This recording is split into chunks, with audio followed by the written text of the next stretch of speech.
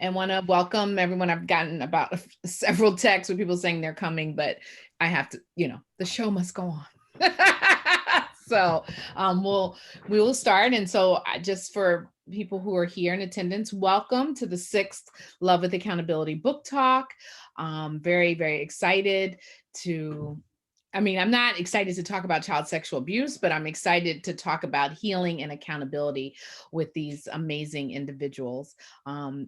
So just so everyone knows, everyone in attendance knows how we're going to do the show, so to speak, or the program, the book talk, is that each of the contributors are going to read an excerpt from their chapter, and then I will engage with them in a brief conversation. And so we'll do that every single contributor. So starting with Sevonna Brown, and then going to Cecelia Falls. I'm so used to calling you Cece. Cecelia Falls, then Zoë Flowers, and then Kimberly Gaubault and Ahmad Greene-Hayes. And then we'll all come back on and engage in conversation. So please feel free if you want to write in the chat. I'm not discouraging people from using the chat. I just want to just be clear that it won't, once I start recording, it won't be, I am recording. It won't, it's not confidential, but if you want to be anonymous, you can use the Q&A for anonymity. So I will ask all of the panelists to please turn off your cameras, and except for, the ASL interpreters. And I will just open, and then I'll invite Sevonna on.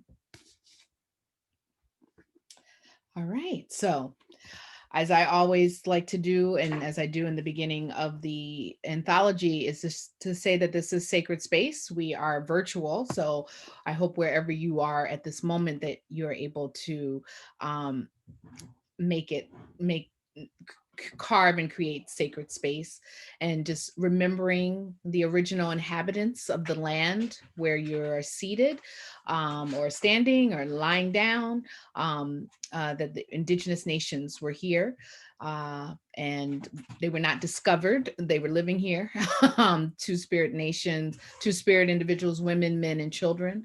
And then one of the largest probably human trafficking horrors, known as the Middle Passage, in terms of enslaved Africans were brought over in bondage. And I always, it's very important that I always acknowledge that we're talking about Alaska over to Canada, throughout the United States and all of the Americas and the Caribbean, that this is not something just limited to what was once called Turtle Island, the United States, that it is the entire hemisphere. And so I think that it's really important that we honor those whose land was stolen, labor, who were raped, genocide, that we remember that. And we remember that particularly as we talk about disrupting child sexual abuse and adult rape contemporarily, that this is part of this, of this area's, this whole hemisphere's foundation. And so while we definitely want this to end as soon as possible, we have to be deliberate and intentional with how we take those steps, because we don't want to, as the saying goes, make haste. We really want to think about how can we co-create a world where all of us are safe, and for generations. And so I'm just going to read a very brief excerpt from my introduction, and I wasn't prepared like I should have been. Let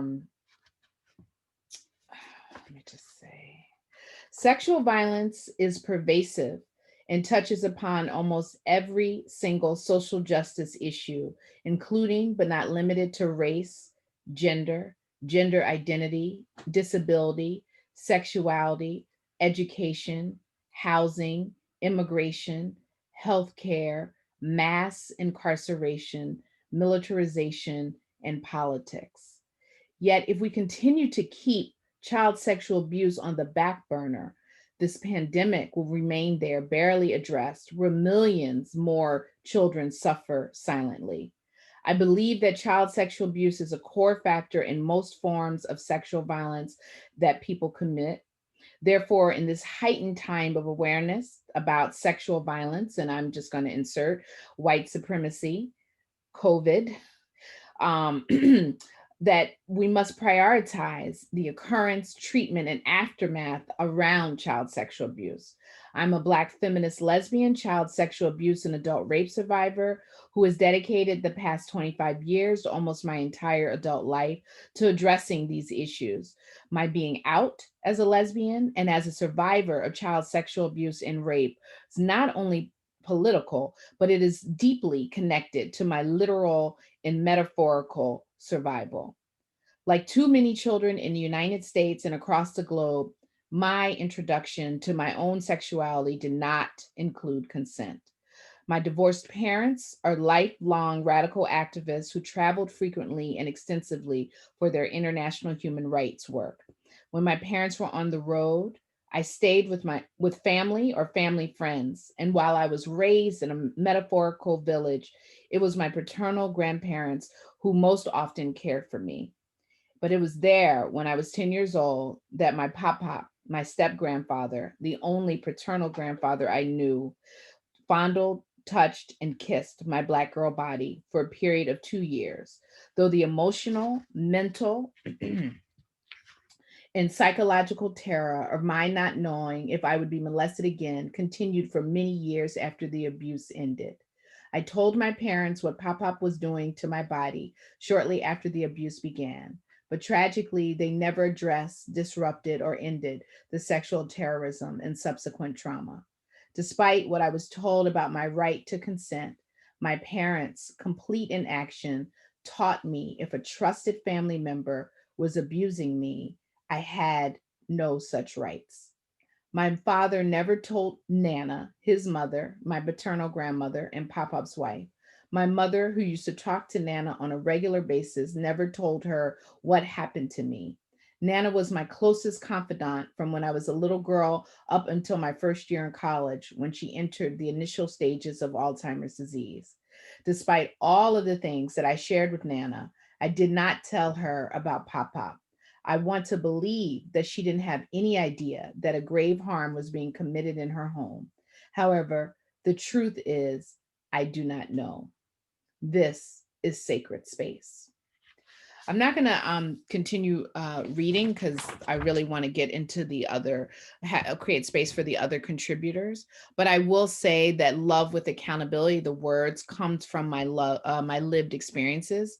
5 years ago in 2015, I started sending emails and letters to my parents who are divorced saying love with accountability when I start demanding accountability for their bystanding roles.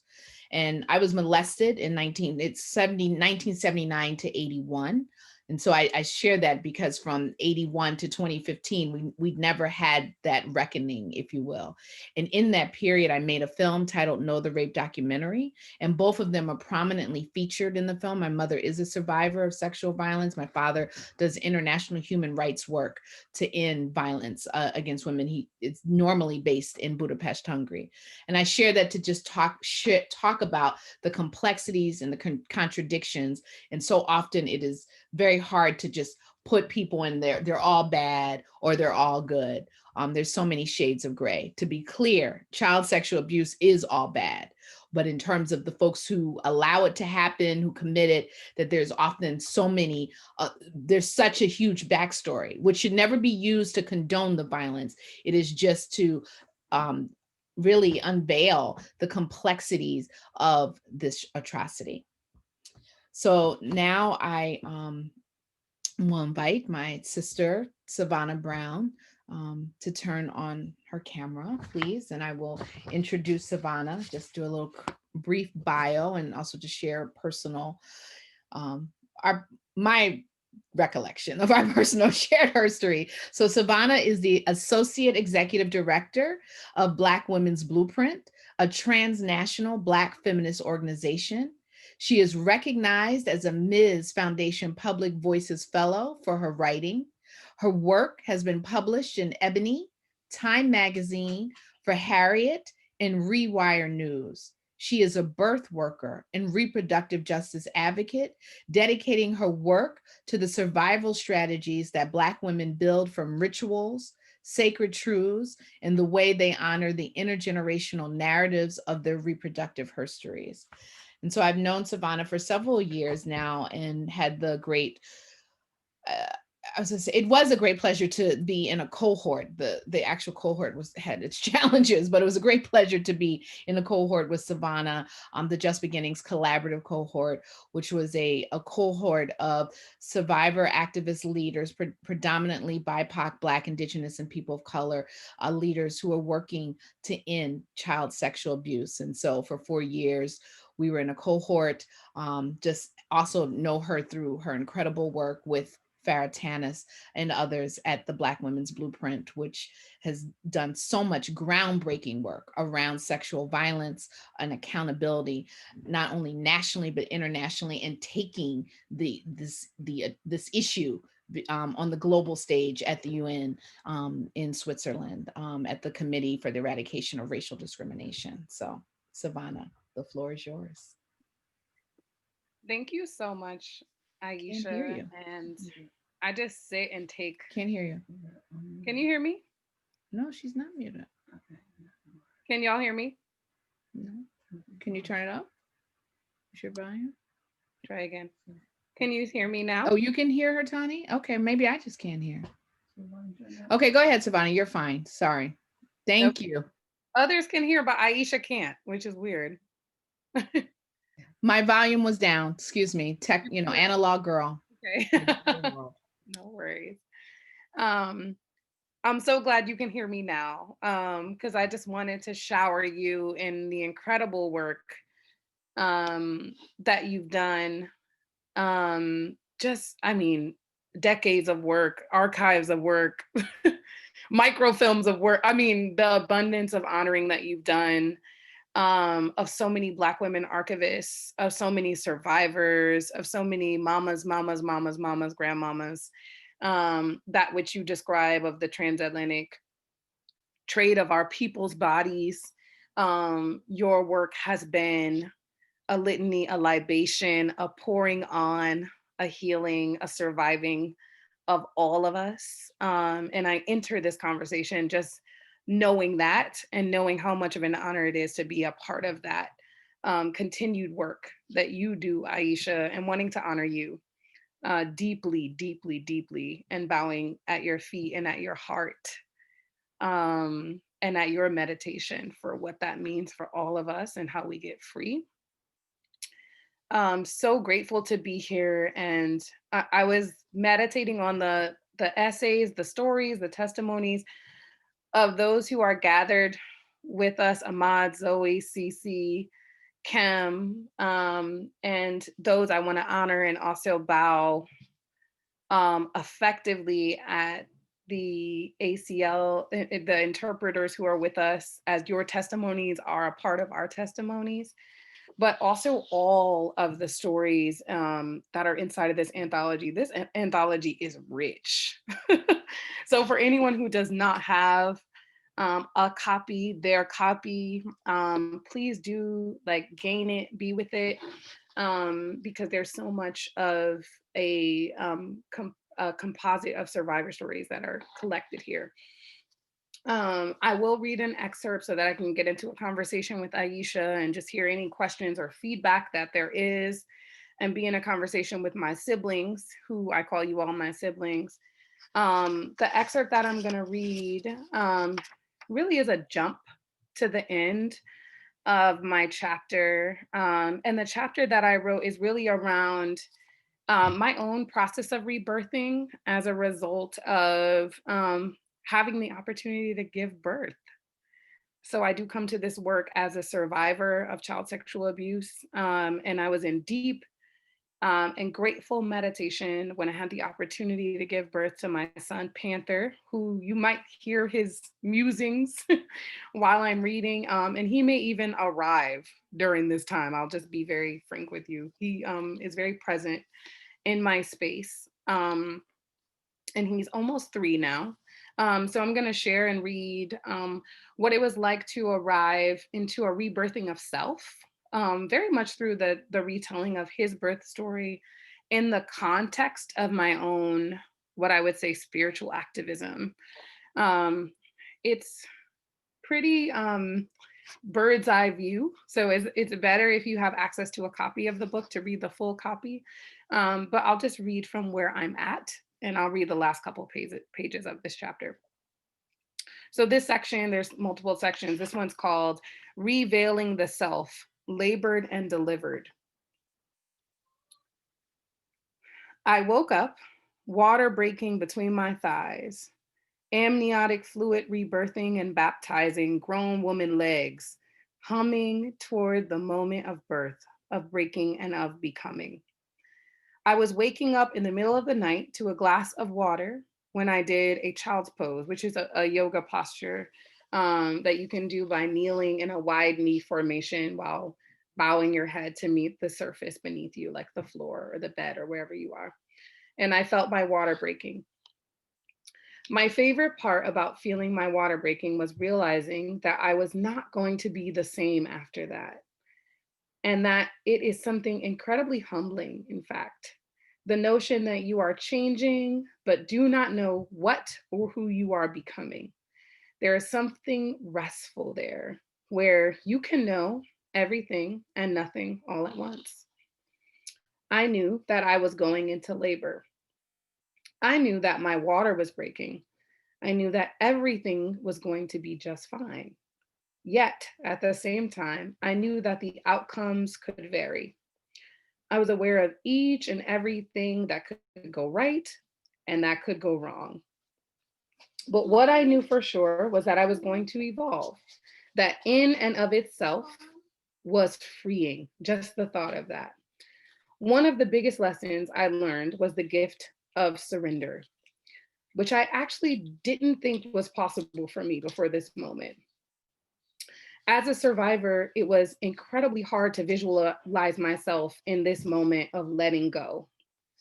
For so long, I lived clenched up and tensed up. Hold on one second, honey.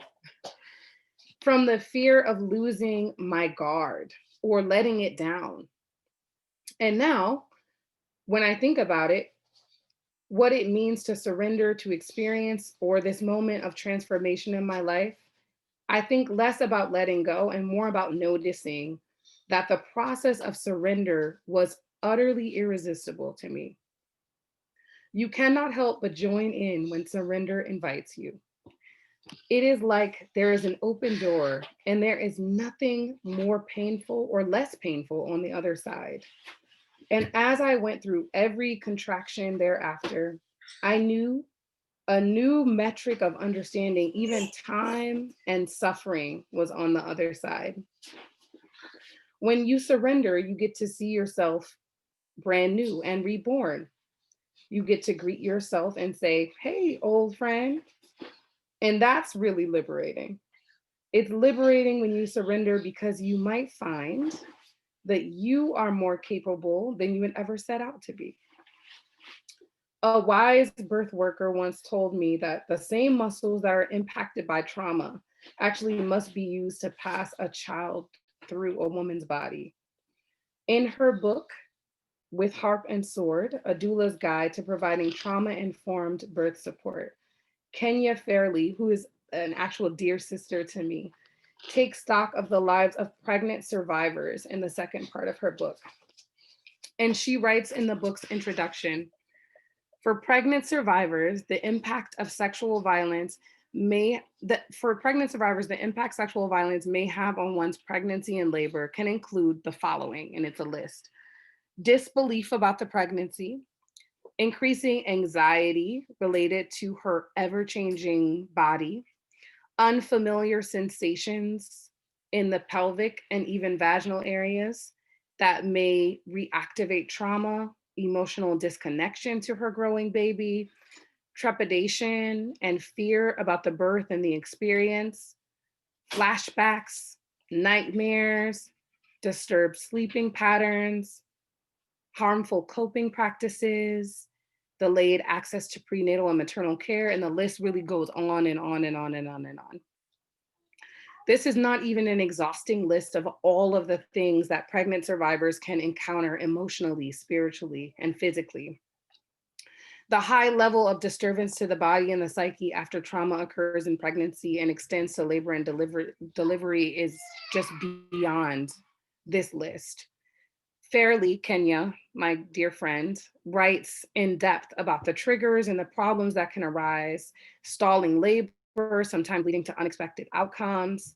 She even posits that trauma-informed care as a beneficial strategy for all women, given the high prevalence of abuse and violence against them, can change their outcomes. As the author, she writes just in this beautiful way, trauma echoes, she calls them trauma echoes, are the experiences pregnant survivors come up against that are elevated and related to their sexual assault or experiences with ongoing violences. This is so crucial and important because survivors may feel out of control of their body or even their mind, right? Even psychically during these times. She writes that standard positions, even what hospitals consider to be normalized, can increase vulnerabilities, exposures, loss of a sense of dignity or self or spirituality. Even things like dim lighting or closed doors, that which is so protocol inside of the hospital can be incredibly triggering and bring back really painful memories for survivors. Her book really offers what I think a lot of doulas know and understand as how to prepare a survivor or an individual for this moment of surrender, this deep surrender that's actually feasible and possible that we don't realize. And so at this level of surrender, I've come to know that as a survivor who has given birth at home, who has surrendered deeply to the possibility of birth, that I've actually touched the miracle of what that rebirthing and that healing can look like.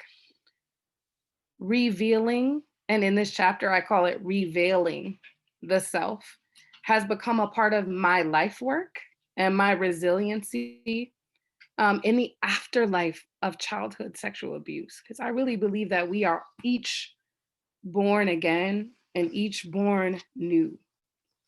What I have learned is that my trauma has not killed me or overtaken me. Instead, it allows me to be reborn over and over and over again. And this domain of inheritance is incredibly sacred and divine, and a practice of rebirthing oneself that I believe is so crucial and so incredible in the birthing of those who I get to support and I get to honor as a doula and a birth worker and aspiring midwife, that I get to support in the feeling, the smell, the touch of life and death where it meets, at the scent of nutmeg and honey and rose and lavender and earth, all wrapped in truth and cedar and wool and water. And these sacred temples where we give birth to ourselves and to each other again and again. And sitting in this, what I think is a reconciliatory process of the self and with the self, is such a remarkable component of our healing and our ways of defining justice and our ways of peeling back and unveiling parts of the self that allow every single one of us, especially those of us who identify as survivors, to be with and to engage with healing in new ways over and over and over again.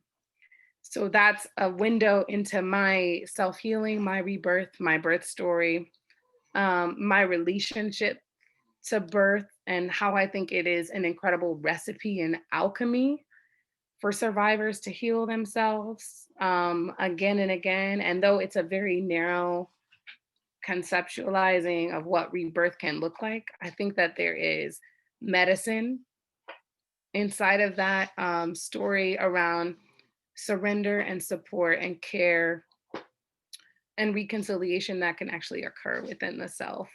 And so that's just a little bit of what I offer in my chapter. And I thank you again, Aisha, just for the possibility that writing and engaging in this anthology has lent me.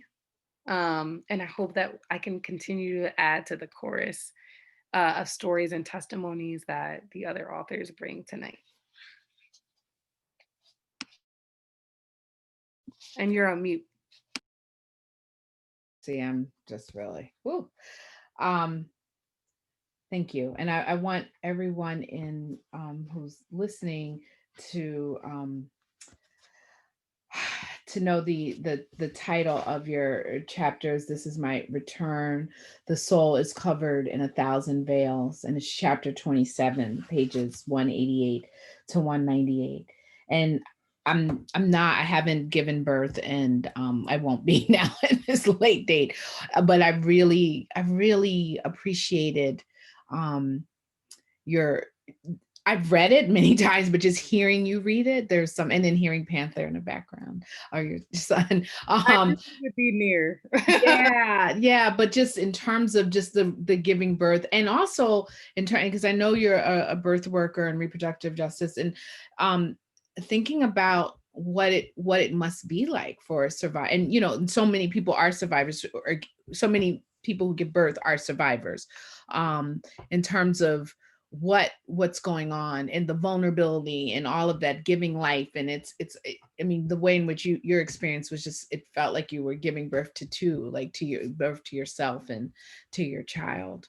And so it's just really powerful. And what I wanted to just ask you, if you could just talk a little, I mean, you read from, but just talk a little bit about your birth work, and in the context of your with your survivor-centered understanding.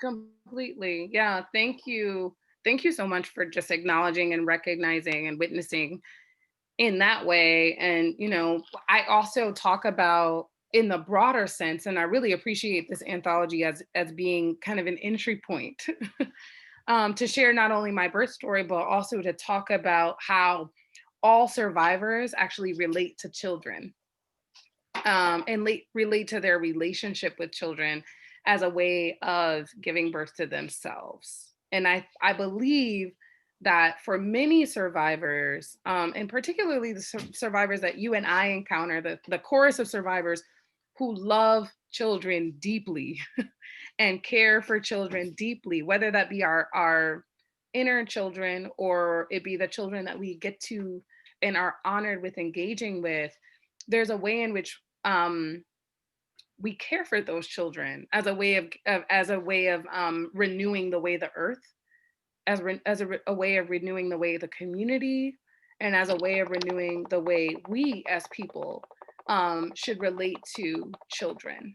And I think that there's something profound about that experience of healing by way of loving children.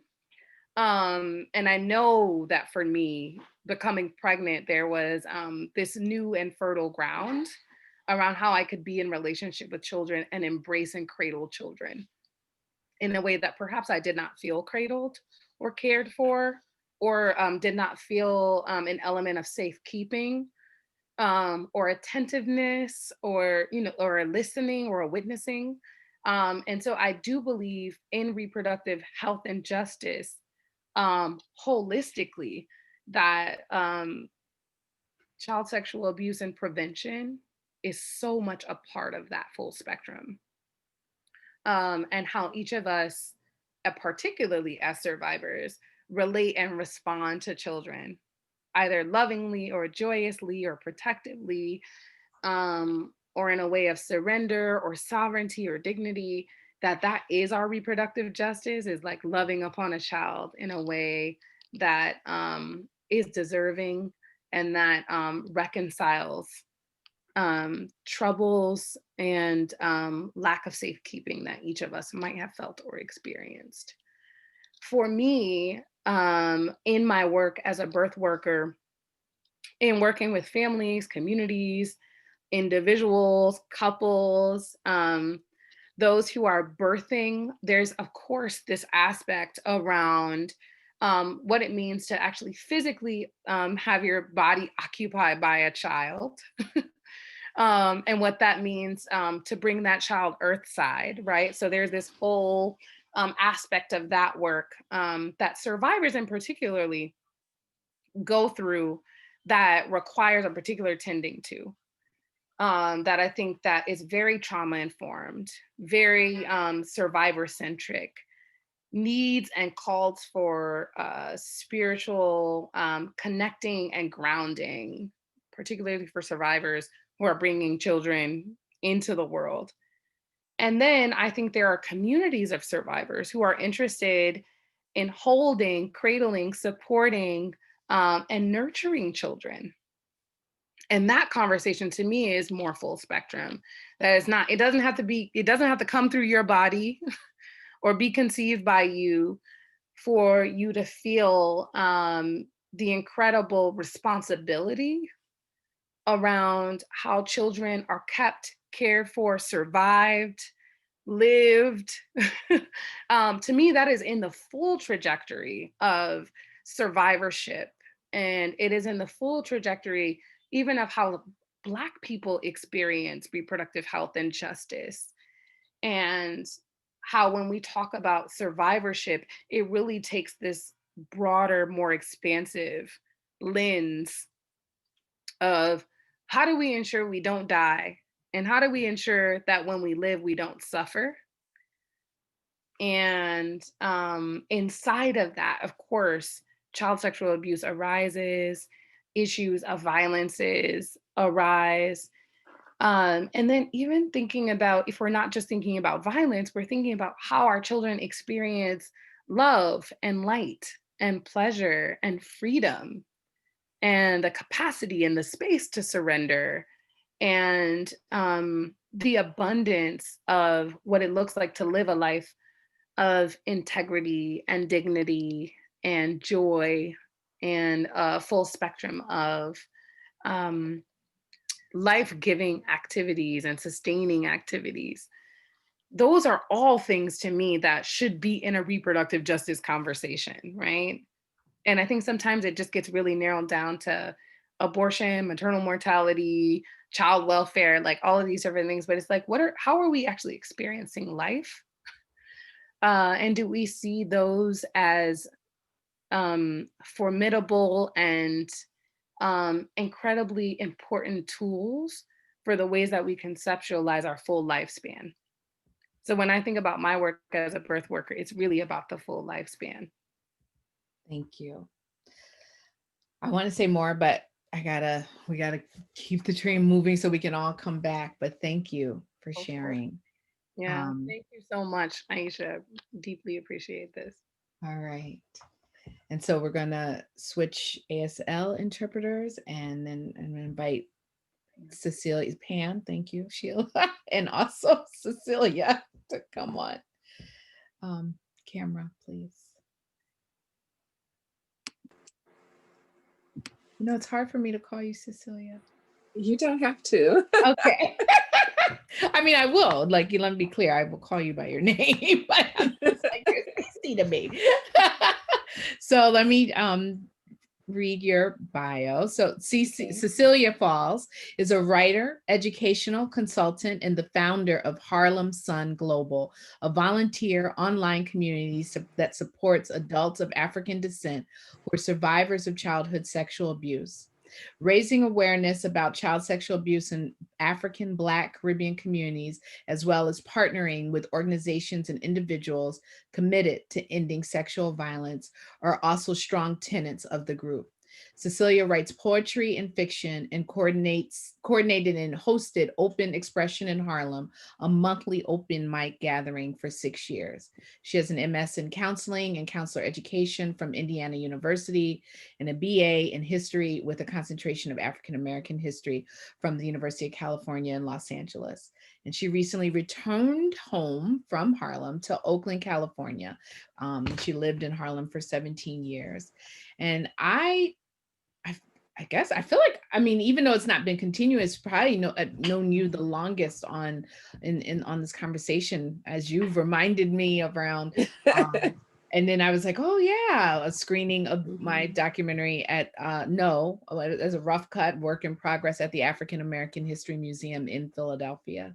And so have just really just been in just deep respect and awe of Cece's work with Harlem Sun Global, and even the open mic that she was doing in Harlem. She has a writing group now virtually. And I would offer that you give me you constantly and remind me, and I don't think I've said this out loud in this, and particularly not publicly in this way, but you remind me to always remember survivors. And I'm going to say what I mean. Like, I can be, and I, as a survivor, I'm just really concerned, and not that you're not, let me be very clear about how we respond to the violence. And I think that there's a lot of understandable need and push for abolishing the prison industrial complex and defunding the police and stopping the state sanctioned violence. And sometimes what gets lost is, how do we make sure that survivors are okay, regardless if they get any form of quote unquote account, not quote unquote, regardless if they get any kind of accountability in the quote unquote criminal justice system or outside of it. That's critical. But then there's also this important healing journey. And I feel like your work and the questions that you continuously raise always bring me back to center. So I want to thank you. And I think it's a great segue to what you'll be reading. Thank you. Wow. First, I also want to echo Sevonna in just thanking you for the opportunity to be a part of the anthology and for all the work that you've been doing over this long, long time. And when I was first introduced to No, that was very early in my own healing journey. So I think at that point I was in graduate school, and I was pursuing a degree in counseling. And I had very much ignored, like it seems all counselors do, my own issues, right? In various things, but I kept coming back to the impact of childhood sexual abuse, no matter what population I was dealing with. So when I first went into graduate school, I had an assistantship working with women who were recovering from addiction, and story after story after story of these women. In fact, out of all of the women that I interviewed, and it's over 70 women, I think only one had not been a survivor. And even that, their mothers had been survivors. And the way that this job worked, I spent time in their homes interviewing them and getting to know members of their families. So that was kind of my first wake up call into looking at myself, right? And then by the time I came in contact with No, I was much more involved in looking at the impact of childhood sexual abuse on Black women in particular. And it emerged out, again, my own struggle with finding support and feeling like, here's this thing that is happening, it's impacting so many people, and we don't talk about it at all, And then sadly, some now almost 30 years later, a lot of the resources are the same from that time, right? So it was very, very challenging. Oh, No, I think someone asked about No. No is Aisha's documentary. All right. And the documentary was about rape. And I was in Philly visiting a friend and went to the museum and saw this clip. And I was like, oh my goodness, I've got to get you to come to my school and talk about this. We need to be talking about this. I know so many people are suffering, but there just seemed to be no space. And even in the places where I would expect there to be information and help, it wasn't there. So that's really how my work came, with Harlem Sun and the other things that I was doing, was one, to say this is real, this happens, this impacts us, and to try to create community and to make healing in our community a priority, that we deserve it and we deserve the room and the space to deal with this issue, both for ourselves and for those that are coming behind us, so that we can end this kind of abuse. So I'm going to read from my chapter, which is called Self-Love with Accountability. And I really struggled when Aisha asked me to write for this. I just really struggled with what I was thinking and came back to the idea that survivors are often lost in these conversations. Even when we're having conversations about survivors, I can't tell you how many panels I've been to, talks where the topic is on survivors, and somehow we always end up talking about something else, and not in a way that I think enhances our struggle, but that moves us away from the reality of what this is costing people. So I'm reading from really the middle of my brief chapter, and I'll just go, and please forgive me because I sort of can't see.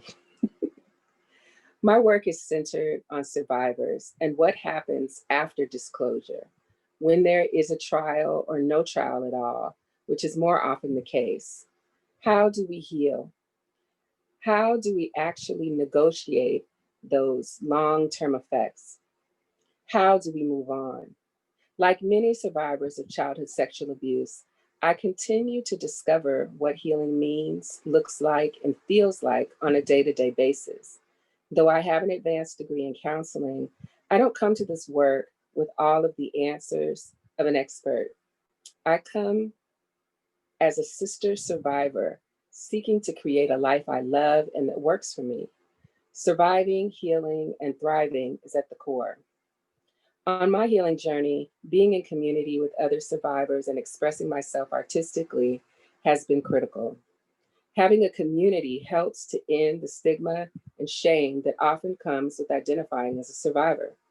I started the volunteer group Harlem Sun, which is Souls United to Nurture, to support survivors of African descent and to raise awareness about the nature, prevalence, and impact of childhood sexual abuse in Black communities. We use the arts to give voice, exposure, and momentum to our experiences as survivors. We are also committed to nurturing ourselves, our families, and communities to create a world free from sexual violence. Clearly, this is a lofty goal, but it can't be done in silence or without a loving accountability to ourselves as survivors. I'm reminded of an initial session I had with a new therapist. After the introductory question, "So what brings you here today?" I quickly laid out my history, including being a survivor. I recounted all the incidents to prove it, crossed my arms, and waited for her response. I could read discomfort on her face and body, but it was different than what I'd previously experienced. She began with her concern for me, noting my lack of emotion as I recounted the horrors inflicted upon my 10-year-old self.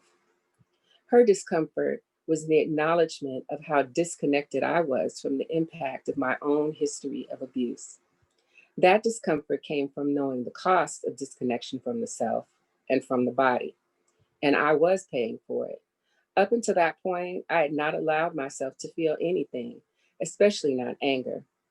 I was so out of touch with myself that it was difficult for me to meet my own needs.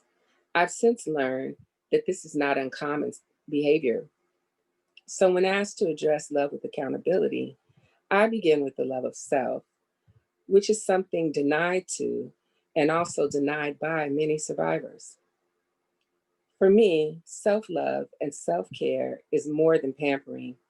It's connecting with the self on every level, mind, body, and soul. and with meeting the needs of the self.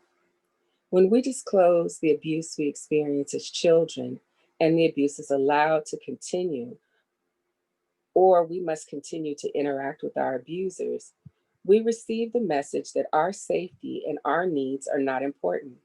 It is a message that occurs so early in life, tragically, for many of us, it becomes a core truth, even if we can't articulate it. Our healing begins with the awareness that we are valuable, mind, body, and soul. Our wounded parts are owed acknowledgement as well as healing. We deserve it, and we can't wait for the rest of the world to catch up with us. Yes, we need to hold perpetrators accountable for their acts, but it doesn't end there. That's just a first step. From my survivor perspective, it's not even the most important step. Love with accountability is giving survivors permission to love ourselves to health and to the full lives we deserve. Love with accountability is supporting the work of survivors to heal and end abuse. Love with accountability is every member of the community committing to the safety of our children and the healing of all survivors, regardless of our age or stage of life. And that's my piece. Thank you. And I wanted to also just let everyone know that you're, as I said, self-love with accountability is the name of your chapter, and it's chapter 14, pages 101 to 108. So thank you. Wow, like a lot of things that you said in the beginning, I wanted to jump in, and then you went to reading. So Oh, sorry. no, don't be sorry. Don't be sorry. I think it's really, I think it's important in terms of again, focusing on healing. And I guess what I would like to ask you is, and I don't want to do a hierarchy. It seems, am I correct in understanding? Of course, we all would like accountability for the harm that happened to us. And I always think of us as kind of being twins because we're the same age, and we're abused at exactly the same age. It's just like, wow. What it seems to me that your focus, or in terms of Harlem Sun and all, is really about the healing. Not as much, and not, again, accountability is important, but it just seems like that is your focus. Am I correct with that? Yes. And so just want to ask you if you could expound upon that a little more than what you did before the reading. Well, I think that often that aspect is forgotten. It is the least part of the conversation, and it is to me, the largest part of the reality for each survivor is how has these things that have happened impacting your life on a day-to-day basis, right? And even with, and this is what we conceive of now as accountability, right? If there's a case and somebody goes to jail and all of that, it does not change that this thing happened to you. And it doesn't change the effect. And I think that is also shocking for a lot of survivors, that while there is something to be gained from justice, right? It's not everything, and it may not change the anxiety that you feel. It may not change the way that you think about your body. It may not change the way your body actually operates around stress and PTSD and, all of these different things that can come along with that experience. So I think that more needs to be put on what's happening and that support. So when we're seeing funds being allocated, making sure that there are spaces for survivors. And it's clear that we still have a lot of work to do to even get survivors in the door for some of these things. There's still so much shame, so much silence. that in some ways, I think it's easier to talk about what are we going to do with this person that's doing this thing than to necessarily talk about how we've been impacted and how it impacts our whole families, right? Most people want, I won't say most people, many people want things to like return to normal or to be in a place where this is not the big issue. However, even when we're not acknowledging it, it's still controlling so much of what happens. And I didn't even realize that until doing the work. You know, I hadn't looked at how being raped and my abuser was my stepfather. So not only was he sexually abusive, he was physically abusive, verbally abusive, you know, all these different things. And I had not looked at how so many of my decisions in life had been about trying to avoid this thing from happening to me again in some way, right? So to me, those are the long-term, part of the long-term effects. This is shaping the whole way that I'm relating to men, the way that I'm dating, the way that I look at my own body, the fact that I was so disconnected, you know, and then in being in community with other survivors and doing the work, finding out how many behaviors I had that were so typical, right? Like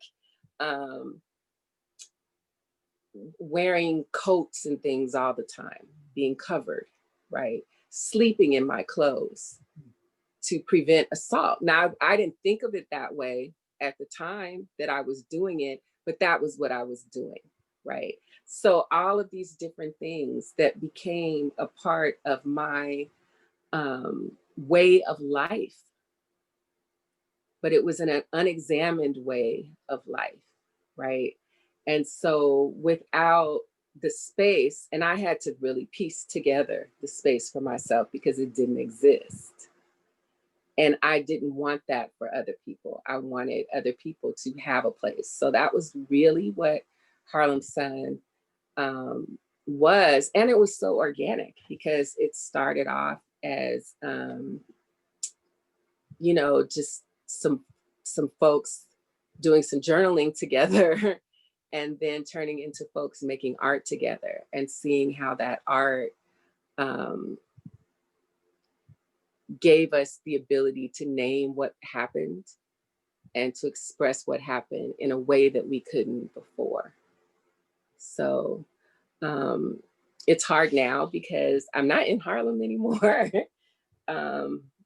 It's COVID time, but I do think that moving to an online platform, which I'm in the process of working on, will be really good. And I have a very strong desire to look at the way that this is working across the globe. So that's the move now, and to just be in community across the globe around the issue. That makes sense. Yeah. Okay. Thank you, Cece. We'll bring you and everyone back after everyone else has read. So thank you. Okay. Thank you so much. Thank you. Zoë Flowers. I love your name, Zoë. Like, thank you. okay, so Zoë Flowers entered the gender-based violence movement in 2000. She's spoken nationally and internationally on domestic and sexual violence, excuse me. In 2004, Zoë interviewed other survivors about their experiences with domestic and sexual violence. From Ashes to Angels' Dust, A Journey Through Womanhood is the book that emerged. Ashes, the play adapted from Ashes to Angels' Dust, has been seen at Yale, the United States of Women Summit, Smith College, and Brown University. I've known Zoe also for a long time, and I believe we first connected when you were as an advocate, and then I hadn't seen you in a long time and saw you at the United States of Women in June of 2016, and was just blown away by that play. You just phenomenal. And since then, seen you online now in this COVID period, I've seen you quite a bit in terms of your performances. I mean, I'm just inspired by your work as a culture worker, as a healer and Reiki master. So, Zoe. Thank you so much. And you already know, because I've told you a gazillion times, the first time that I saw the No video was at the Sister Song Let's Talk About Sex screening, and have been a fan ever since, and went on to use that video in every single training, since that time. And so this is just, anytime that we can connect, it's such a full circle moment for me. And so much of what you did with that documentary obviously influenced Ashes, and just because you just laid the foundation. So, and shout out to Cecelia, who, invited me many times to read poetry at Open Expression. So I just want to give her a shout out too. Yes. Okay, so I'm going to read my excerpt, and it's in two sections.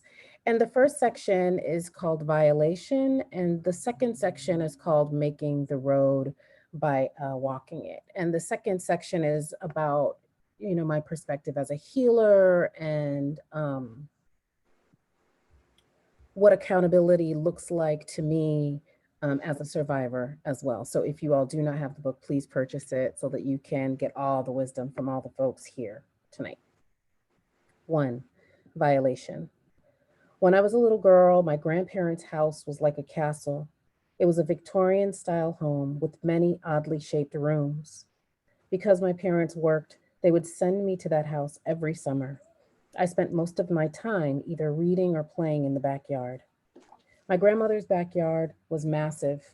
It had huge oak trees and wildflowers that grew in all directions. It was my magical kingdom. My older cousins hated getting dirty. So I had the days, on hot days, I'd run through the sprinkler and then collapse on the dirt, letting the sun beat down on my drenched body. After a while, I'd reluctantly return to the house damp and covered in dirt. Nighttime was the only time my cousins and I played together.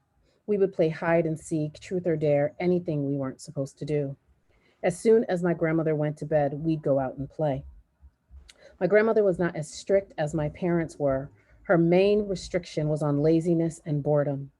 I'm from a traditional West Indian family that firmly believed that idle hands were the devil's playground. Laziness was a trait she would not tolerate and was reason enough for a swat across the legs. In her eyes, children had no reason to be bored, ever. If she caught us lying around, she would find something for us to do. There were always dishes to wash, rooms to clean, or books to read. That was another good reason to stay outside. Physically, my grandmother was a very attractive woman. People who met her could not believe she had 12 children and 16 grandchildren because she had such a youthful glow. She had jet black hair that she wore in a tight bun. At night, she would let it down and I would brush it out for her. It was long and soft. She was a big boned woman who was effortlessly gentle until she wasn't. Her dark eyes were often steady and they seemed laser-like when she regaled me with stories about growing up in Jamaica. Her stories were not for my entertainment. They always had some moral that related back to the necessity of being an obedient child. She'd talk/lecture to me for hours while I braided her thick black hair. Still, our ritual was the one chore that I didn't mind. Most of my relatives lived very close or visited her often. The house was never empty. There was a stove with grandmother standing over it. She didn't drink, but everyone else in the house did. Liquor was a constant in my family. The adults could always count on getting a drink, a meal, and good conversation. There were many nights that I'd sneak out of bed, sit at the top of the stairs, and listen to the grown-ups. I loved listening to their loud voices, debating, arguing, and making fun of one another, often drowning out both the television and the stereo. At times, it was difficult to know if they were arguing or joking. One of my favorite people in that house was my uncle. He was different from my other relatives. No matter what the question was, he would answer it honestly. Like my grandmother, my other relatives believed children should be seen and not heard, but he wasn't like that. He and my aunt lived with my grandmother for as long as I could remember. I was 7 years old the first time he found me. It was summer. The adults were in the kitchen laughing and enjoying each other like they always did. After it was over, I went back downstairs. Everyone was still there. The party hadn't skipped a beat. I didn't remember anything until my early 20s. All the painful memories flooded in on me on an ordinary day. I was driving home, nothing major. Then all of a sudden, I remembered. I never told my family. I knew they'd believe me, but I didn't think they could handle it. So, like so many other things, I kept it to myself. I have not shared this story with anyone until today. And then at the bottom, I have a quote by Bell Hooks. The function of art is to do more than tell it like it is, it's to imagine what is possible. Thank you. Thank you. Your grandmother reminds me of my grandmother. Those stories are just really powerful.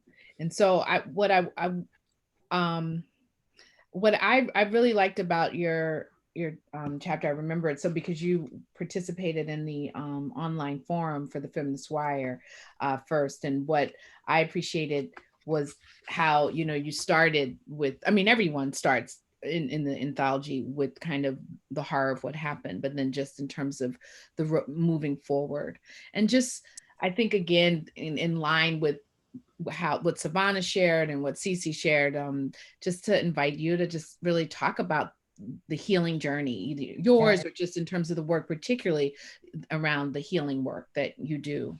Yeah, absolutely. And I feel like even as I was preparing to read today, that's so much more what I'm interested in talking about now is the healing of it and the necessity. And I was actually looking back at what I wrote all those years ago and talking about believing children when they share what's been harmed. And the real healing is not, the centering of adults' comfortability, but to really center children in a real way.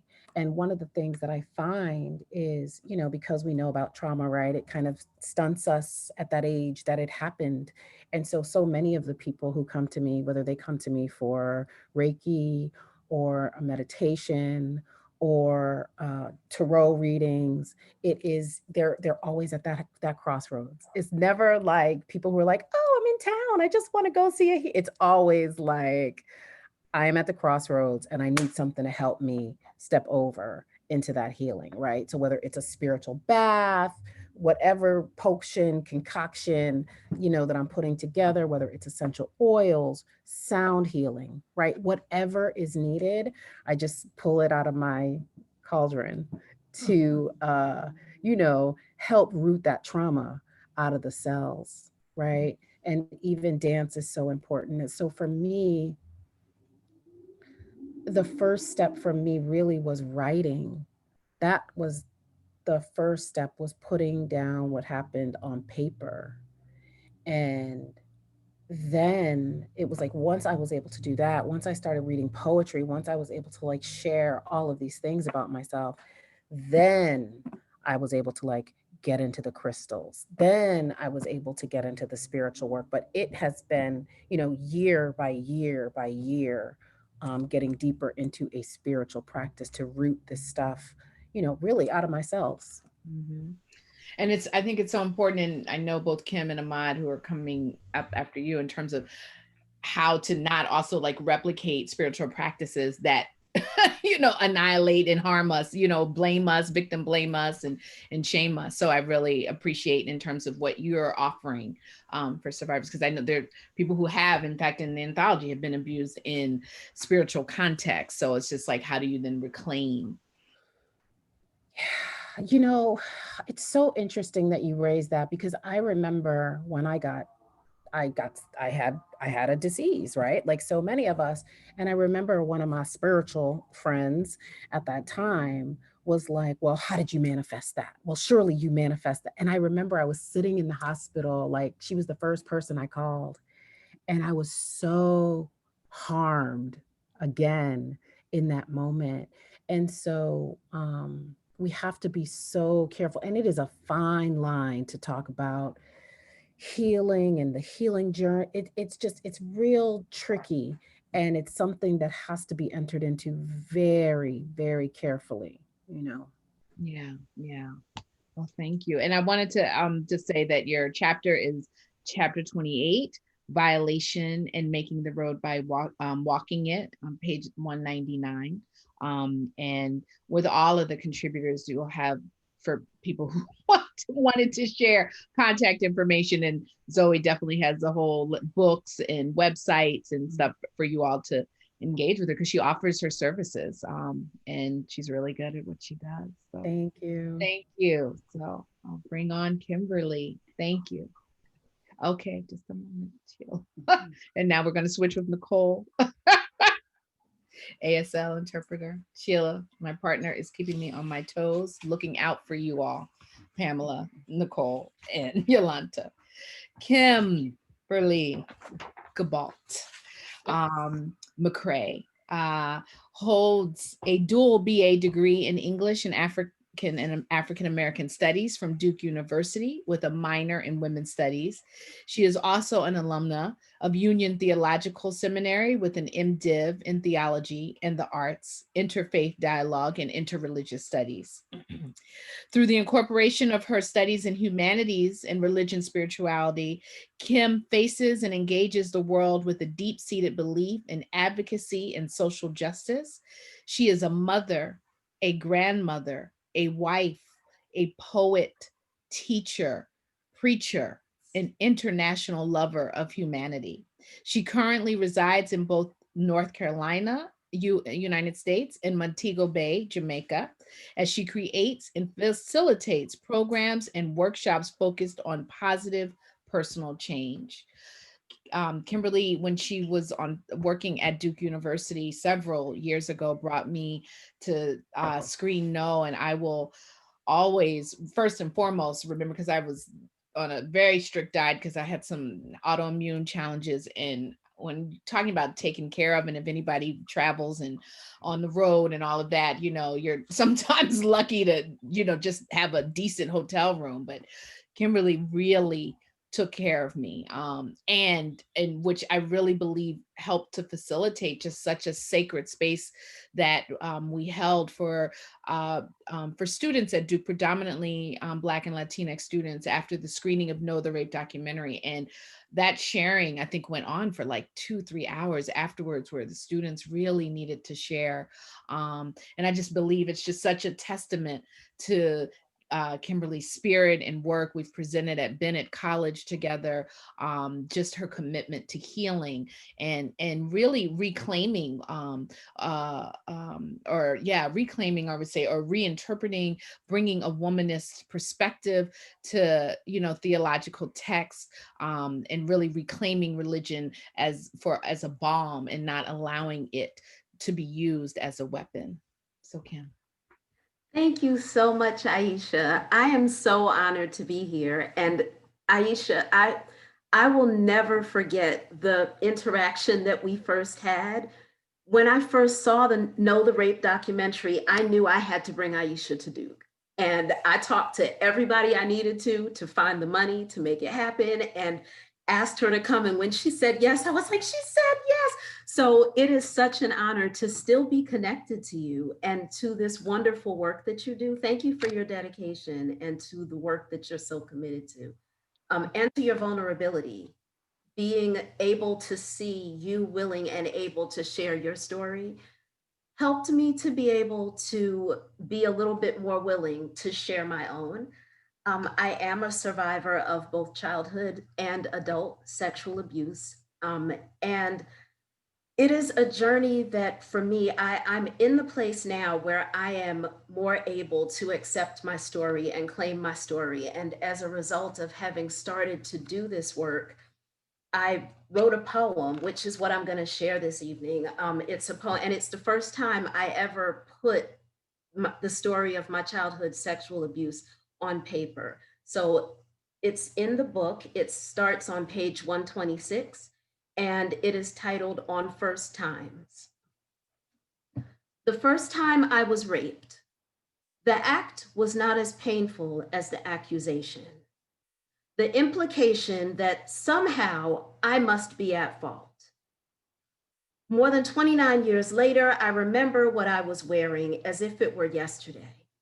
I never wore it again, never washed it again, never trusted my mother again. And he was light-skinned, and this was the 80s, so light-skinned was in. I was nervous. I hadn't seen him before. He thought I was cute. I didn't believe it.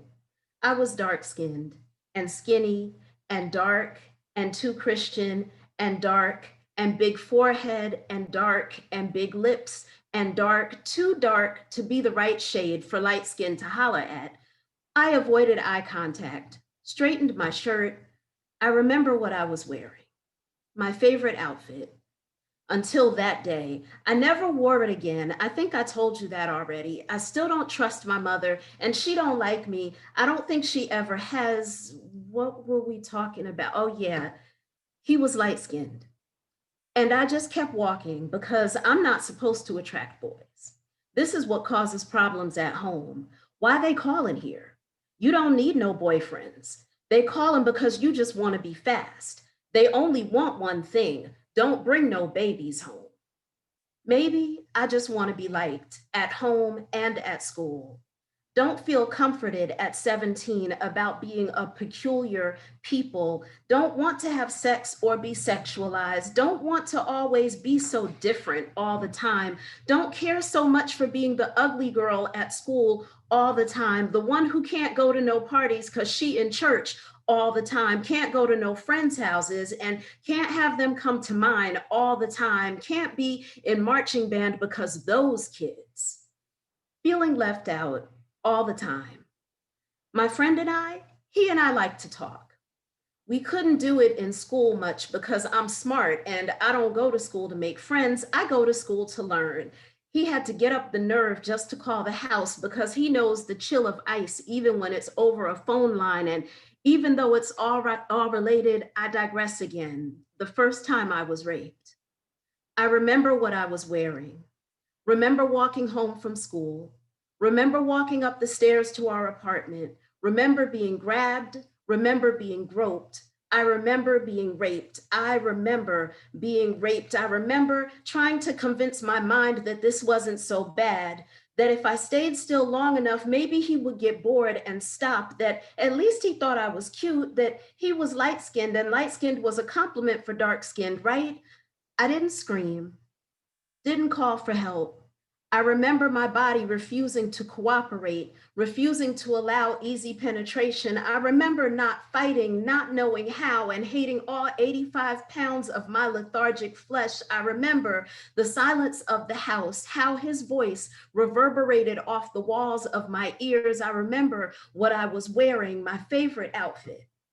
And believe it or not, it was not the act, but the after that made it morning clothes. The you shouldn't have been wearing that outfit that turned it into shroud. And this story was never told because I was never asked what happened when that guy followed me home. Not when I vomited up light skin's touch for 2 days after. Not when I was balled over in pain in the wake of light skin's embrace. Not when I was being treated for the gift that light-skinned left me, not when I missed a month of school because light-skinn's visit required hospitalization, medication, and recovery time. I was never asked why I never wore my favorite outfit again. I was never asked, so I didn't tell. And more than 29 years later, I still remember how we celebrated the healing, but never talked about the hurting, and how the hurting never fully goes away. Whew. I've never heard you read it. So just, I mean, I've read it in my head, but that's just, yeah, deep breath, definitely. Thank you. Thank you for the space. Thank you. Yeah. And your chapter is called Safe Space, the Language of Love.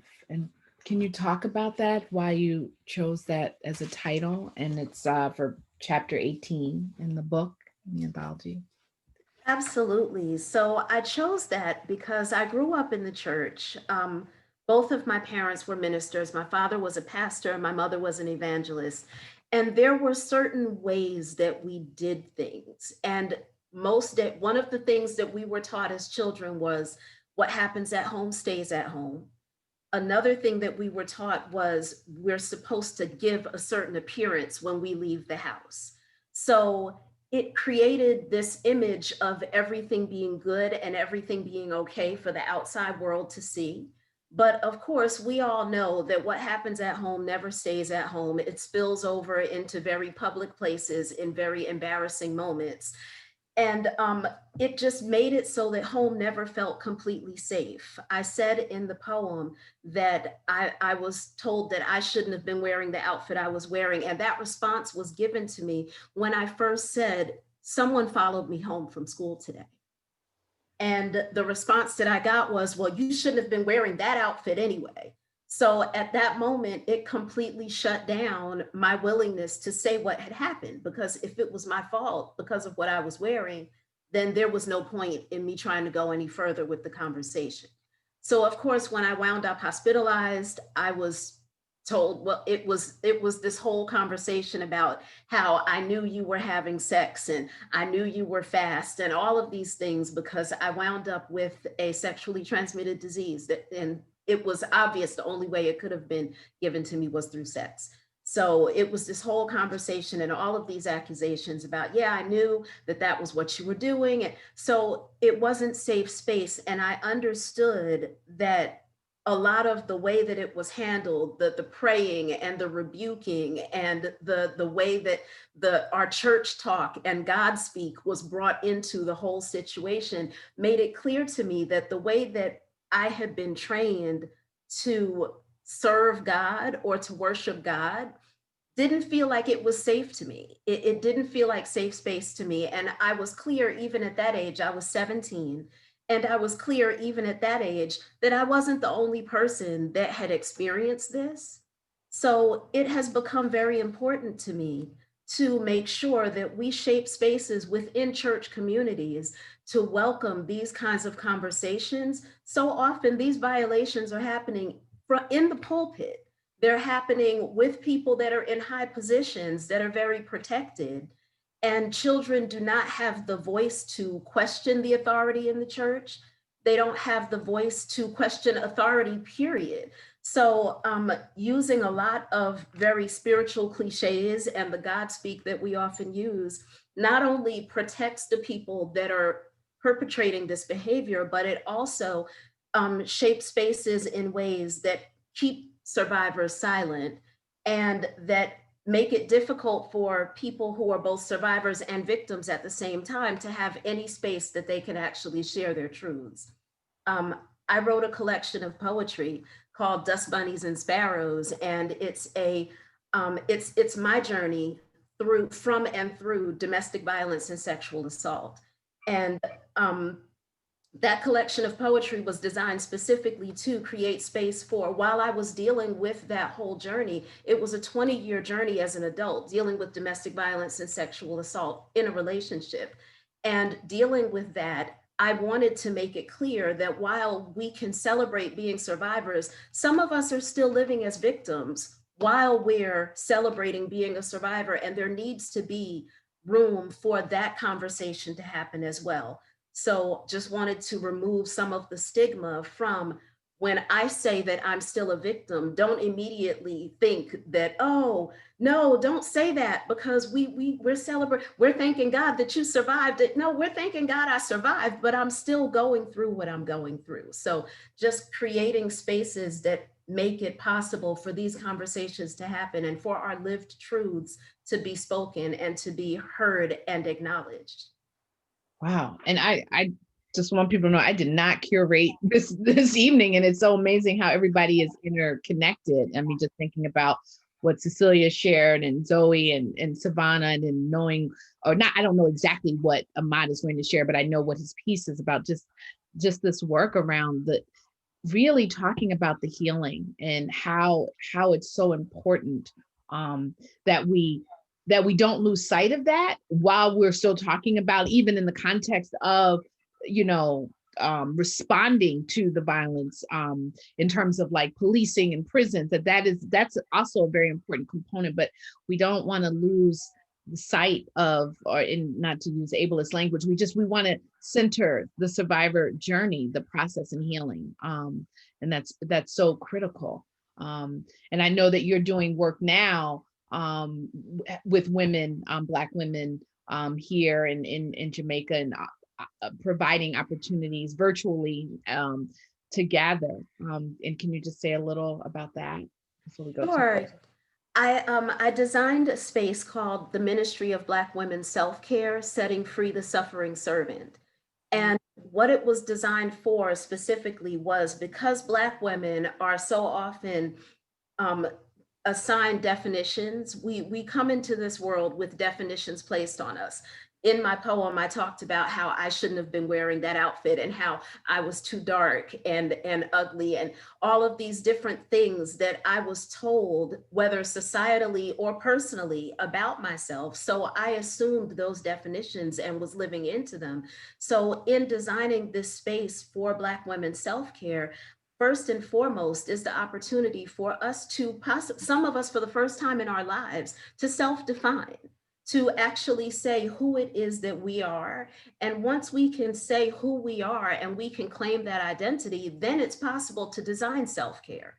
Because if you are somebody that's trying to provide self-care, but you are doing it through the lens of massages, taking time away, vacations, alone time, clearly right now with COVID, vacations are not that accessible in general, but a lot of times just individually, vacations are not accessible because of finances. Massages are not accessible because of finances.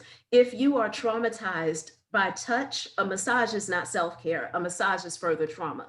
So just giving Black women the opportunity to self-define and then be able to sit back and figure out what kind of care does this self that I am need. So those spaces, I actually have workshops monthly right now, thanks to the Resource Center for Women in Ministry in the South. We do every third Tuesday of the month. And right now we're creating the programming for the spring, but this programming for the fall is already set up. And I think I provided information to you, Aisha, for people to register if they're interested. You did, yeah. Well, thank you, sister. And we'll bring you back after we hear from Brother Ahmad. Okay, thank you so much. Thank you. Where are we? Okay, Sheila? Okay, all right. Ahmad. Hi. Yes, thank you. Sheila's letting me know your name is Ahmad Greene-Hayes. I don't know. I was going to thank you. Yeah. Ahmad Greene-Hayes is the founder of Children of Combahee, an organization that mobilizes against child sexual abuse in Black church communities. And he is also a PhD candidate, ABD, all but dissertation, that's my words, in religion and African American studies at Princeton University. I've known Ahmad for about 5 to 6 years, and he also, like Sevonna, was in the Just Beginnings collaborative cohort of survivor activist advocates of child sexual abuse who were working to end this pandemic. I've also had the great honor of being with Ahmad at Williams College when he was a student, and it's a perfect example of when you learn from your students. I feel like the classroom situation in terms of Ahmad and I dynamic was one where it was circular and reciprocal. So I'm very excited about his scholarship and work, and looking forward to him being free of graduate school and really sharing widely. I mean, he's already shared, has written a lot of articles, and Children of Combahee is really radical work that I've had the opportunity to participate in some of their events, just really important interventions in the Black church. So I will let you take it from there, Ahmad.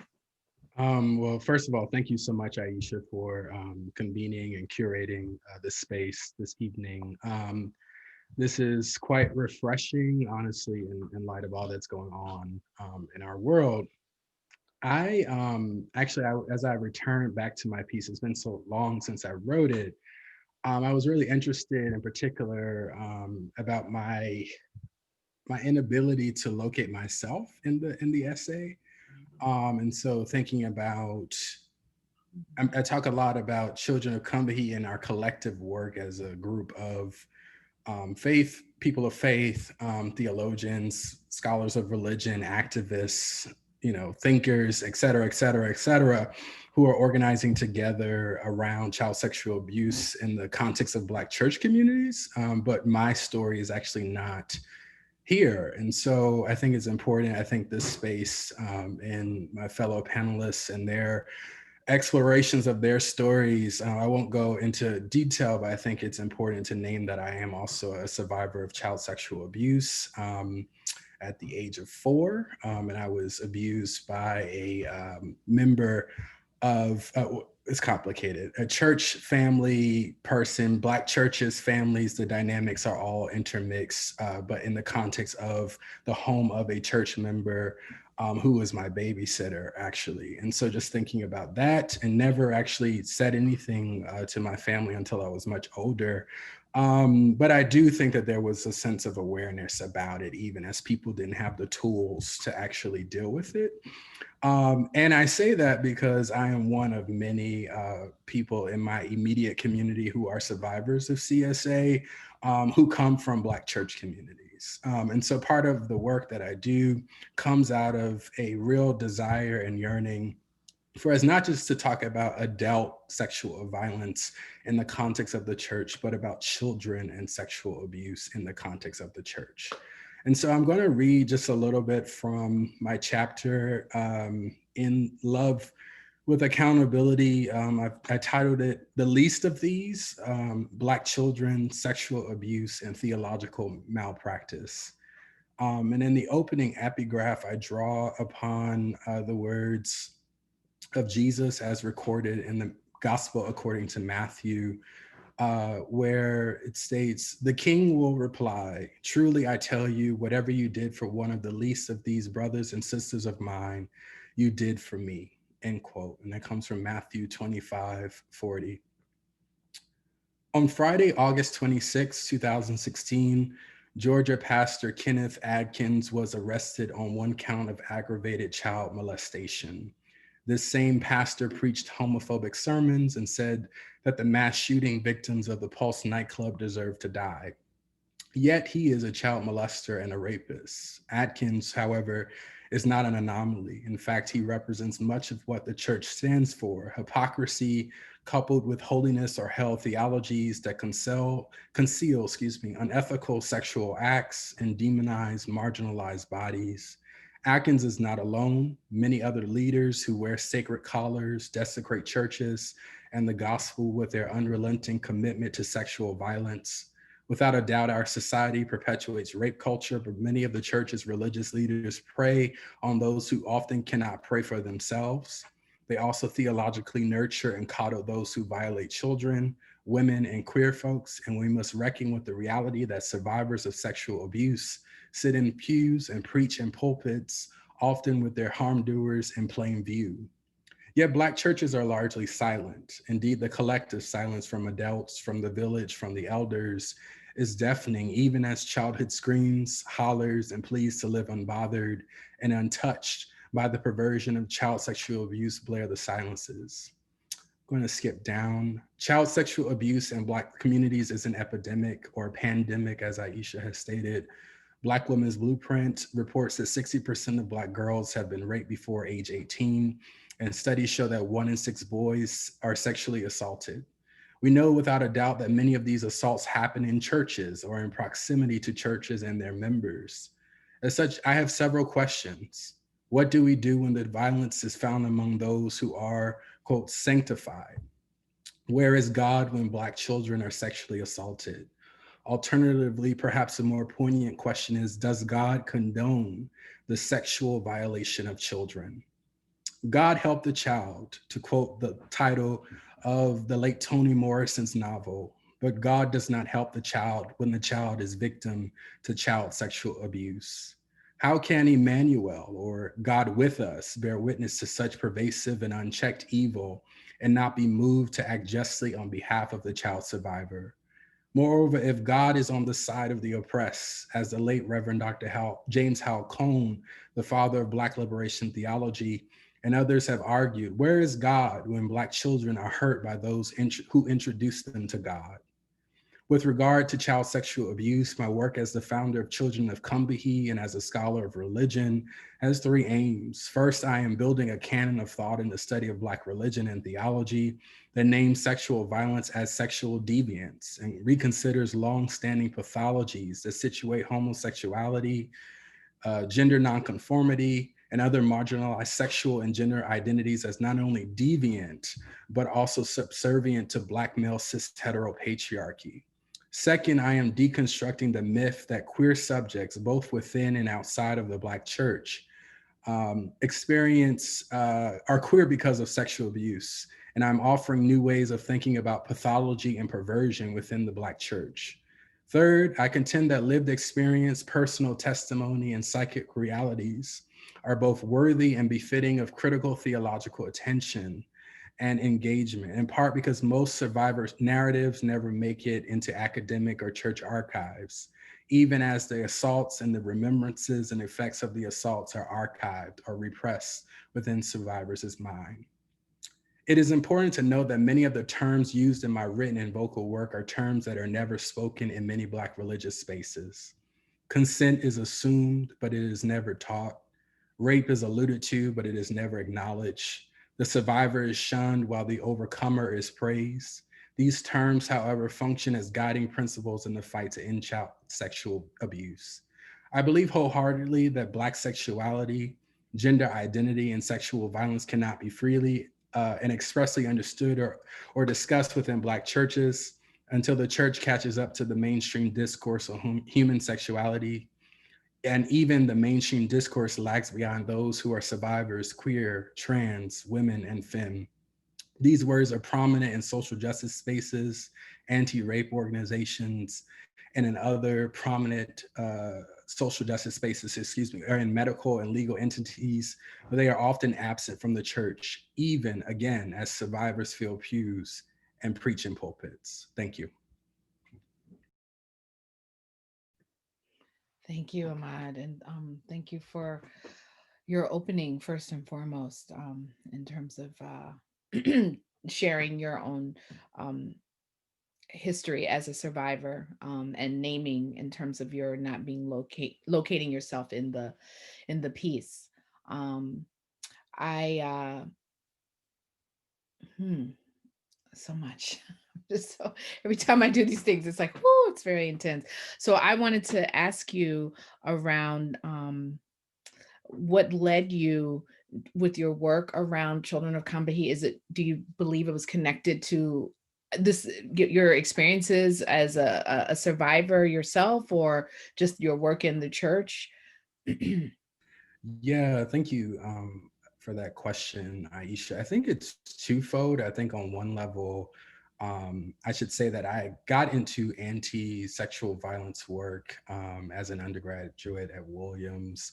I was a part of, I believe it was a group called Men Against Sexual Violence or something like that. Sevonna might actually recall the name of the group. I found a lot of what they were doing to be particularly problematic. but still advocated and tried to work in that space. In some way, somehow I found myself interning at Black Women's Blueprint. And it was there under the tutelage of Farah Tanis and so many other Black feminists and womanist activists that I found voice from my own survivorship, actually. I actually had never conceived of myself as a survivor until I was under the wisdom and the guidance and the healing work of Black women. And so I think that's also important to name. I wonder how many more Black men might be able to tap into their survivorship and the reasons why they do the kinds of violences that they do in our communities, if in fact they were able to tap into Black feminists and womanist healing work. And so that's the first foray into it. And Farah actually helped me find the language for this and pointed me to the Just Beginnings Collaborative Fellowship, in which I applied with a project on Black churches. And so that's the first part. And the second part is I grew up Baptist, Pentecostal, where, you know, grew up hearing stories. In fact, the preaching moment is actually the moment where we hear these stories. You know, people would jokingly talk about Michael Jackson or all these other individuals, but there was no real reckoning with what that meant. My grandmother was one of the mothers of the church, and I grew up and was raised mostly by her and my mother. And my grandmother would never let me go to the bathroom by myself, even up until I was, you know, in my preteens. And I remember one day pointed out a particular Black male preacher who was rumored to be a child, sexual abuser. And there was an awareness around the church mothers about protecting children. But I think well, why is he still here? And why is no one doing anything about this? And why is it, a hush hush thing? And I think that experience really colors much of my analysis and the work that I do. I think there is a real awareness and a willingness among folk to do something about the issue.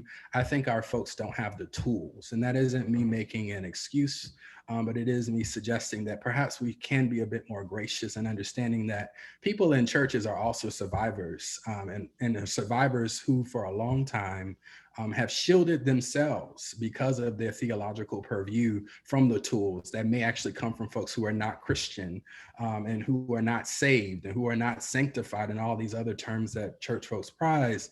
But the tools are actually outside of the church. And so what does it mean to bring them inside the church? And in here, I always loved referencing Loretta Ross's story that she shared at the Black Women's Truth and Reconciliation in New York, where she talked about leaving the church because she was sexually abused.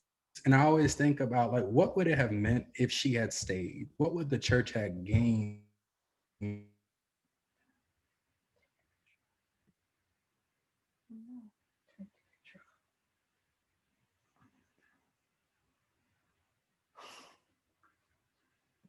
If they had a repercussion. But I just keep thinking about queer people and by trans people and by women, et cetera, et cetera. So thank you again, Aisha.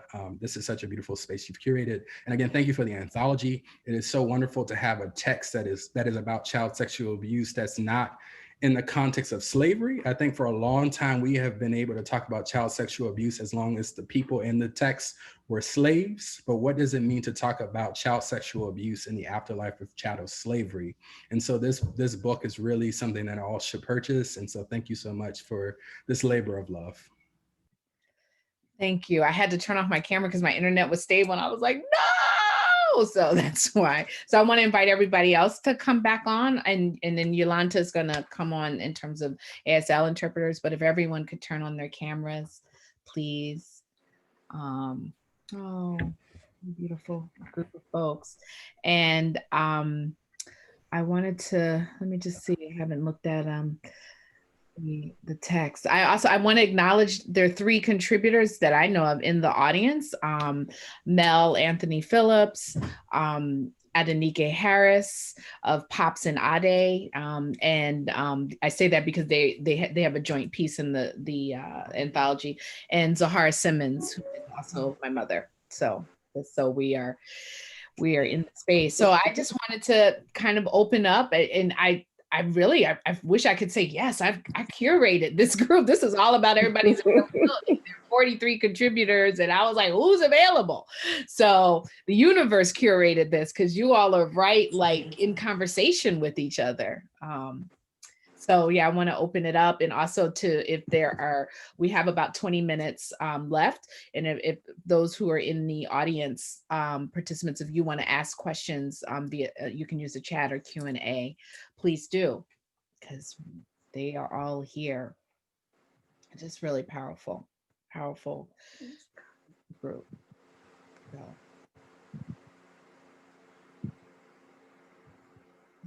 Adenike, sister contributor, says, yes, all of you are in such grand alignment. This is amazing and empowering. Thank you all.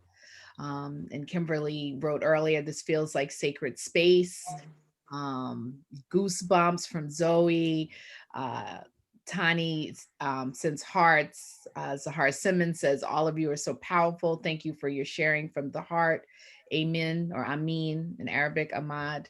So I really am, I think particularly as diasporic Black folks, religion is religion is huge for everybody, but we're talking about this in a Black context. I think it's so important to have these conversations and to challenge and reclaim, theology that has, for many of us has been used to silence us, annihilate us. And if we're queer, survivors coming out, all of these issues. So I think it's really powerful, particularly for folks who, are theologians, are healers and spiritualists, to really talk about the problems, but also just be like, but I'm not going to throw it away. I'm not going to throw it away. I'm going to stay and struggle. Right. And sometimes people can't stay and struggle. So it's not a judgment. Some people are like, I'm out, but it is really powerful. I definitely lay solid claim to the part of womanism that says is not a separatist except for reasons of health. I own that and wear it across my chest. There are moments where I just need to step away. I'm absolutely committed to the work, but I am not committed to being a sacrificial lamb. So I definitely take moments to step back and don't apologize for it at all. Yeah, no, absolutely. I think that is always a part of the journey. I just wanted to say too, and I think this revelation for me came to me towards the end of my fellowship with JBC, Just Beginnings Collaborative, really thinking about the historical legacy of activism within the church against sexual violence. And so in my PhD work, I am a historian, and so I'm very interested in recovering narratives. And my second project will be about the history of sexual ethics in African-American religious communities. And something I have encountering over and over again in the archives are these councils and conventions within Black churches, wherein they actually bring those who have committed acts of sexual violence to, the Black church court, essentially, to be held accountable. And so I'm wondering what happened to that as a tradition. When did it get lost? How do we reclaim those sorts of practices? And by that tradition, it was, men and women who would be held accountable for these sorts of acts.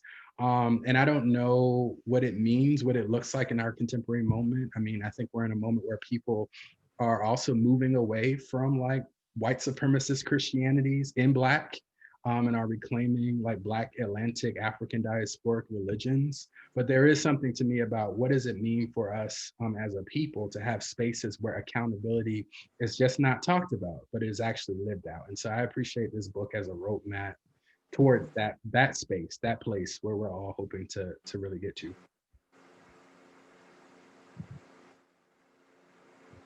Sorry, I wanted to just, I realized on mute, I wanted to ask a question around, or not just kind of acknowledge this whole kind of the recent thing I saw around one pastor saying that burning sage isn't good. I was like, what's going on? Pastor Jamal Bryan, I was distressed by that because of the influence one has. And it's not, I don't want to single him out because there are many people. It's just that's what made the news. But I also want to just read Zahara Simmons's comment where it says, as a Muslim feminist, Ahmad, I resonate so with what you said about what the church lost when Loretta Ross left. I think about what Islam as tradition has lost with its silencing of women. And then Ahmad shares that, you know, they burned sage at Jesus's birth. And hearing your snaps through the virtual waves, Adenike. So I think that is such a important part, as you just noted, Ahmad, that we don't even know history.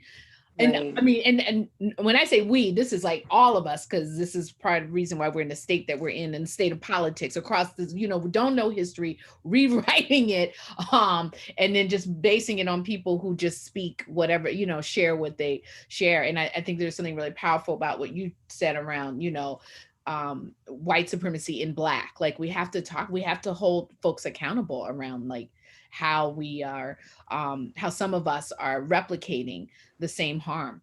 I think there's a Q&A question. Okay. Cece, were you gonna say something? Mm. Oh, I heard somebody. I was gonna say Oh, something. Sevonna, sorry. One of the things I wanted to add in there too is that I think that often in, you know, even our conversations around what restorative and transformative justice looks like, there's an over reliance on Native traditions wherein there's also Black Indigenous traditions, right? Like that do exist around how we have done accountability and reconciliation work. How we've used the tools and the artifacts of our culture, of our continents, of our Caribbean, right, of all of our waters, our lands, our seas, whatever it is, to actually deal with and manage violence and harm. And I just wanted to name like how I am so grateful that we've had the capacity and the space to honor Native and Indigenous practices, and that within that there's also Black indigeneity and Black Indigenous practices that we are not looking to like we should be. For how we deal with, you know, what happens in our very communities, in our very homes, and even sometimes when that is done, it's very demonized, right? Because we don't deal with Black religion and spirituality like we should, especially in Western contexts. And so I just wanted to lend that again, that Black families and communities are we are using our magic and our potions and our herbs and our medicines and our understandings to manage harm in various ways, in creative and innovative ways. And that's not often like in the mainstream narrative around our prevention strategies. No, you're right. And I think it's so important. Thank you. Because it is important in terms of acknowledging, you know, indigenous traditions in this hemisphere, but indigenous is global. And there's so many indigenous traditions that our ancestors have brought here. And, you know, so in this hemisphere and that we use. So it's really critical. I want to just read the question. It says, as a CSA rape survivor who was a child of Caribbean parents, remaining silent about my trauma was encouraged to maintain the presence of family stability. How can we continue to empower survivor victims to find the courage to speak? Love to you all. Whoever wants to take that answer. I'll do my best. I believe that the more that we tell our own stories, the more that we knowingly and sometimes unknowingly give people permission to tell their own. I think that, again, this just goes back to the history piece and even to what Sevonna was talking about. I hope I'm pronouncing your name right. That there is such a anti-Blackness runs so deeply within us. And so we will talk about Native American, you know, tribal First Nation people spirituality, but we don't want to talk about hoodoo or voodoo or whatever. There's just such a fear. And I believe that, and I dealt with that even myself, like really learning where the fear came from and the very strategic taking away of power from the wise women in the villages who were the doulas and the things of that nature, right? So I think that once we understand that this was strategic, it was done on purpose so that certain people could be in power then I find that people are more open to different forms of ideas. And on the Caribbean piece, again, I just believe that, you know, that the anti-Blackness, the anti-Africanness, it just runs so deep in our culture. And so I think that we just have to begin to name it, and maybe pointing to the parts of Caribbean culture like Obia and things like that, that practiced as well. I just think it's challenging. I also, if I could just say, I also want to say just the naming of survivor/victim. I had said a little bit about that earlier. I don't think that there's enough room in conversation and societally for people to actually say, I'm a victim and a survivor, and still be seen as empowered and still be seen as moving towards wholeness and in the process of healing. I think often we are so focused on trying to rush past the pain and get to the celebration that we don't let people actually feel what they're feeling. We don't honor that. And just because we move to a place where we feel like we might be okay doesn't mean that we've actually healed from all of the stuff in the middle. Sometimes we brush past it and it comes back. So I think just that piece of self-definition where you are owning that you are survivor/victim, giving people room to do that. It might sound really simple, but it's so important to allow people to self-define while we're in those processes of healing as well. I was going to say just quickly that when culturally, if we're in a space that part of how we see ourselves and our cultural identity is that we handle our own or we keep to our own, et cetera, that one of the things that someone from within can do is to seek out others who have the same experience. And you will find, if you are coming to, like here, there are people who are of Caribbean descent. When you start to attend different talks like this or organization things, you will find other people. And so you may not be able to start with your own family, right?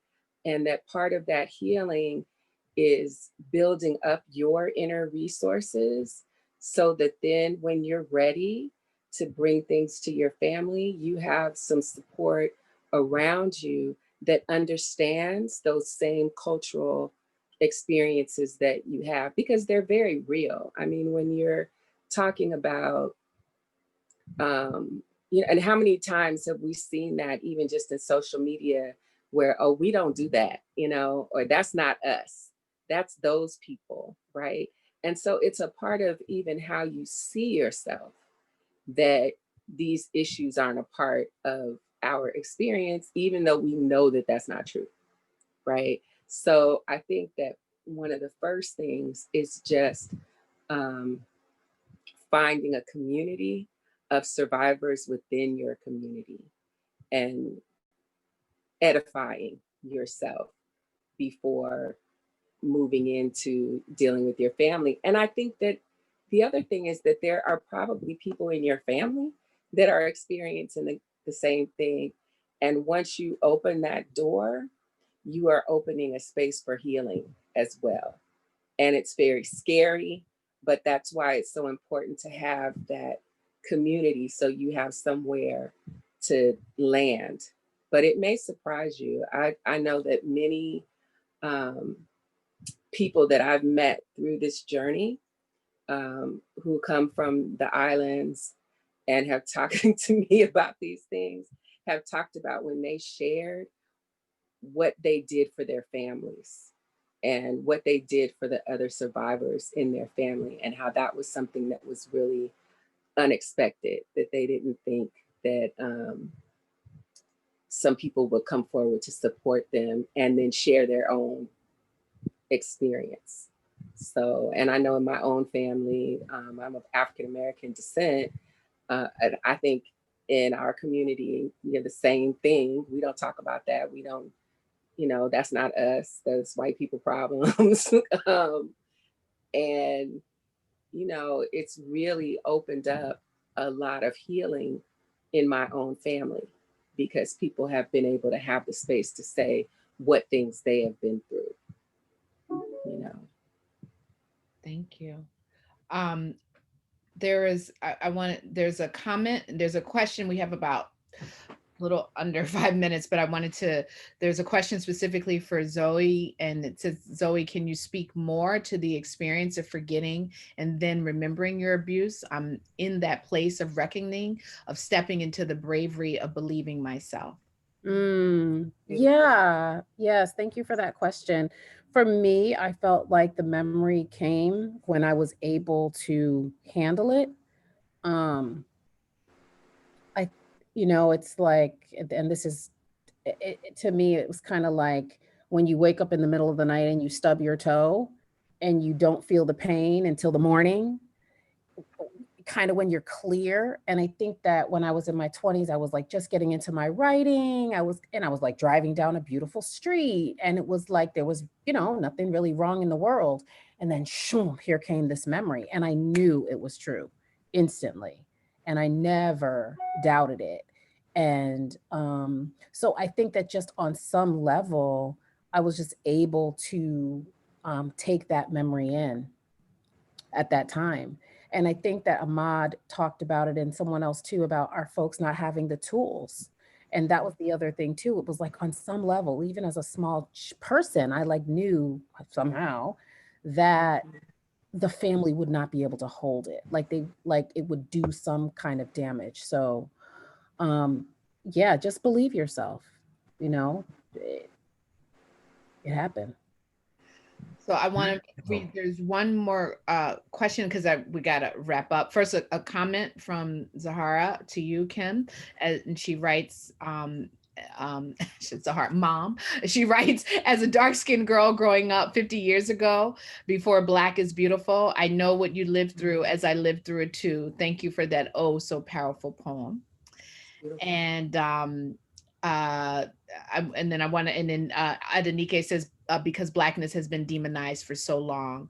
And then Melissa asks a question, and this will be the last question. Thank you for your loving responses. I have confronted my harm doer and the family who have protected them. I guess I'm asking how to support other family members who are remaining silent. So I'll leave it open and ask for brevity as we wrap this up. I'm sorry, I hate to say brevity for this deep question. It's just being mindful of the time. I think, oh, go ahead. Ahmad was gonna. No, I was just gonna say, I think it's important to honor and respect people's journey and their own time towards the space of speaking, or confiding in another person about their story. I think that is a personal decision.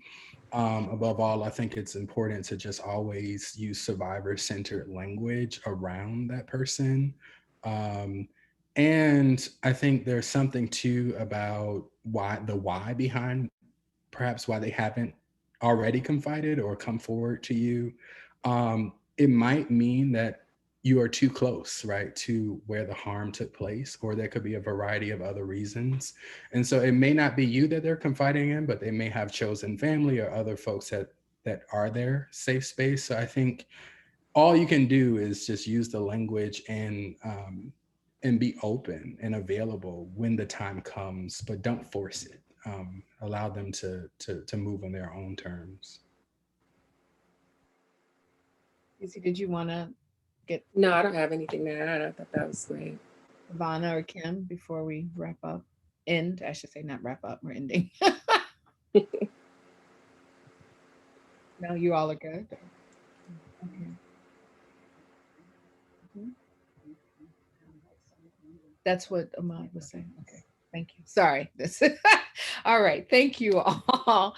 I want to just let everyone know that everyone who's here will receive a link to the recording once I download and put it on YouTube, but I'll also email it to everyone who's registered. And then additionally, there is a document that I've compiled that for each of the book talks. This is the 6th one, with the presenters' contact information, and if they have website stuff to learn more about their work, and resources. So please stay tuned for that email, and it will be available on social media. So thank you all. Thank you, Kim. Thank you, Cecelia. Thank you, Zoe, Sevonna, Ahmad. Thank you, Sheila, my partner who's holding it down, keeping me in check.